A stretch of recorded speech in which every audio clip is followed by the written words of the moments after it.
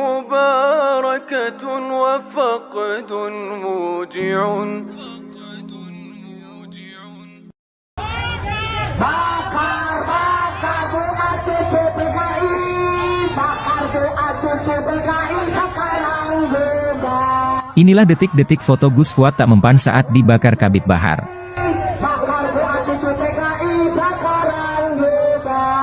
Kejadian ini berlangsung ketika gerombolan FPI dan para Khabib demo menuntut pemerintah agar guru tua disahkan menjadi pahlawan nasional. Dan inilah tanggapan tegas Kiai Imaduddin Al-Bantani. Gus Fuad disangka PKI. Gus Fuad itu keturunan kiai besar di Jogja.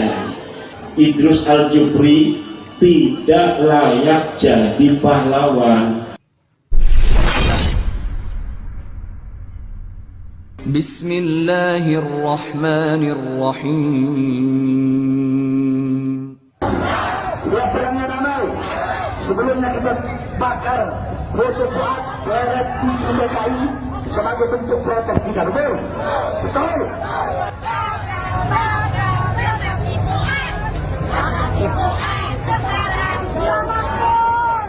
Supaya menjadi pahlawan aja wong-wong sing ora berjasa.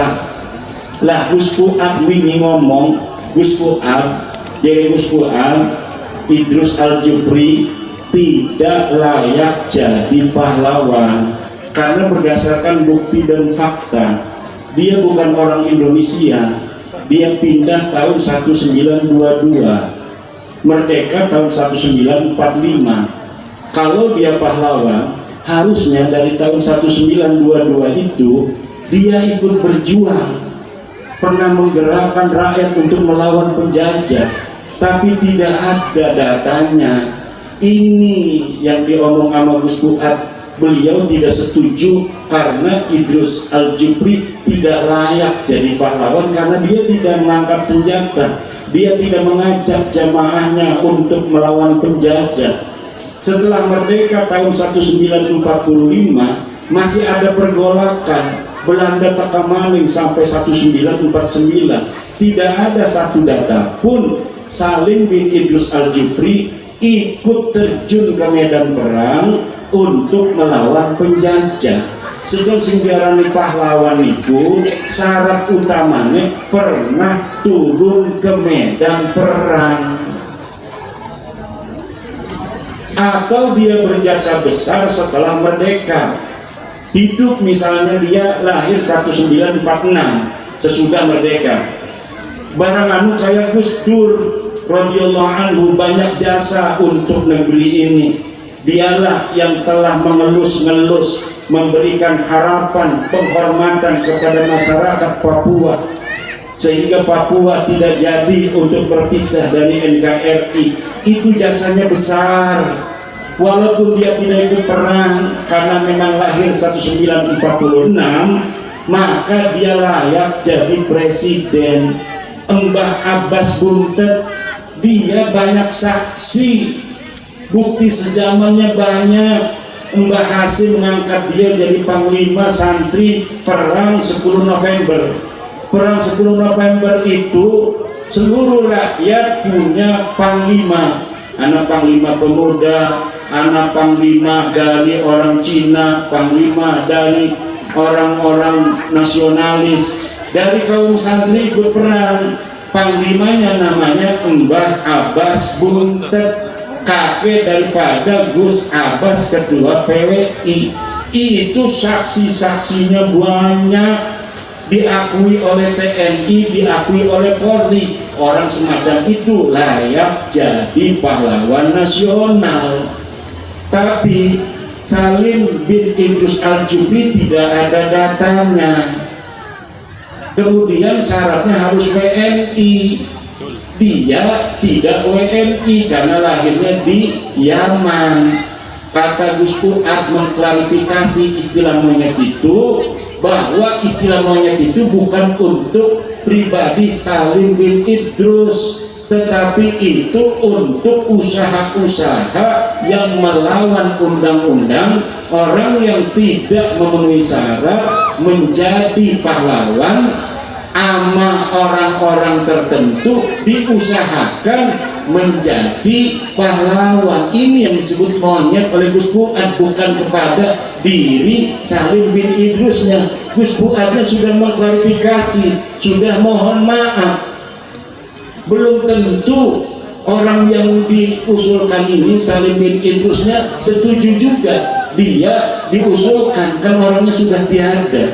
Jadi jangan memaksakan sesuatu sehingga melanggar undang-undang, dan ini bisa dipakai oleh musuh Pak Prabowo untuk nanti mempermasalahkan Pak Prabowo, karena cara dalam mengangkat seorang jadi pahlawan ada undang-undangnya. Nanti Bapak Prabowo bisa dituntut melanggar undang-undang ketika menetapkan seseorang yang tidak pantas jadi pahlawan. Nah, yang aneh lagi, orang yang tidak lahir di Indonesia karena dia lahir di Hadramaut mendapat WNI, warga negara Indonesia. Padahal syarat jadi WNI lahirnya harus di Indonesia. Baru kemarin keluar surat WNI-nya. Ini yang dipermasalahkan dan ini melanggar undang-undang. Ini yang dipermasalahkan. Jadinya beda. Gus Fuad disangka PKI. Gus Fuad itu keturunan kiai besar di Jogja. Dia ngomong PKI itu PKI majaz, masa gua nggak ngerti. Itu teman-teman PKI saya, artinya teman-teman sing dudu santri. Karena Gus Fuad sejak dia belum lahir sudah divonis oleh Abu Yadim Yati Banten sebagai kiai. Ibunya itu lagi hamil. Ibunya lagi hamil dengan bapaknya Gus Fuad pergi ke Abu Yadim Yati. Minta doa Abuya supaya anak saya ini yang dalam kandungan jadi kiai. Kata Abuya, yang ini nggak bakal jadi kiai. Yang ada dalam kandungan ini nggak bakal jadi kiai. Nanti yang jadi kiai kalau kamu ngandung lagi, kasih nama Fuad. Pas lahir memang benar gak bisa jadi kiai karena dia perempuan. Tetehnya Gus Fuad. Akhirnya ketika hamil lagi keluar anak laki-laki, maka langsung dikasih nama Fuad. Maka kata neneknya, kiai, panggil dia kiai. Sejak orok dipanggil kiai, ta'ziman wa takriman kepada Abu Yadim Yati. Karena ini ucapan daripada Abu Yadim Yati, ini bakal jadi kiai. Maka neneknya itu Gus Fuad memanggilnya kiai sejak orok. Ketika remaja Gus Fuad dipanggil kiai-kiai begitu, nggak mau dia. Nggak mau saya dipanggil kiai, nggak mau jadi kiai saya. Kiai itu hidupnya hanya majelis rumah begitu aja, nggak keren katanya. Akhirnya dia itu sampai temennya sama orang Kristen, sama orang Buddha, sama orang Hindu. Bahkan dia, lah kalau begini pangeran tidak ada, masa saya disuruh jadi kiai katanya. Itu sampai begitu dia dalam pencarian waktu mudanya itu. Sampai kemudian neneknya itu dilaporkan sama keluarganya. Itu gimana Gus Fuad itu semakin ngawur aja, biarin aja, kata neneknya. Yang ngomong dia bakal jadi kiai itu Abu Yadim Yati. Saya yakin apa yang diomongkan Abu Yadim itu akan terjadi. Dan akhirnya betul, setelah lama Gus Fuad pencarian jati diri, kembalinya mondok dan akhirnya bikin pesantren Raudatul Fatihah. Anaknya itu Gus Samo itu hafidul Quran. Coba lihat di dalam YouTube-nya, apa namanya, pecinta wali dan YouTube Gus Fuad. Tuh selama Ramadan anaknya ini menghafal 1 juz di YouTube.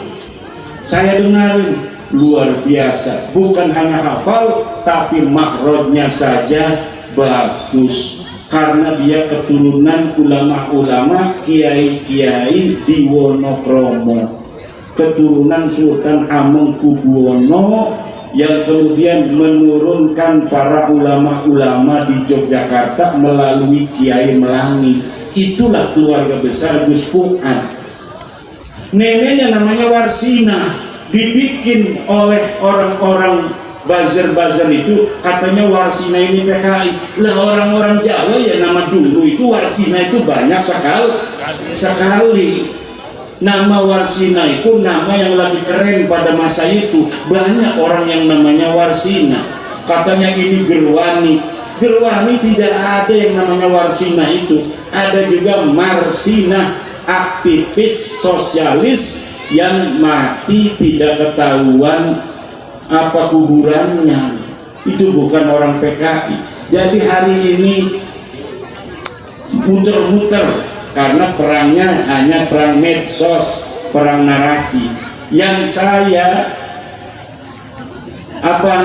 berikan kepada PKI, tetap jaga kondusivitas para laskar, harus koordinasi dengan tentara dan koordinasi dengan polisi. Kita bersinergi menjaga keamanan dan ketertiban negara dan bangsa Indonesia.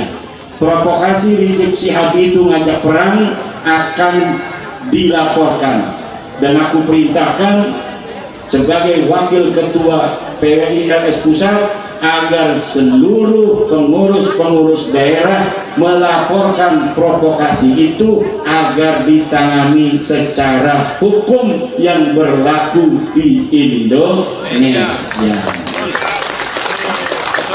Senin mulai laporkan. Kita tidak pakai kekerasan, tapi kita negara hukum. Panglima negara Indonesia adalah hukum, maka kita laporkan ke polisi, biar polisi yang kemudian menangani dan menangkap orang yang telah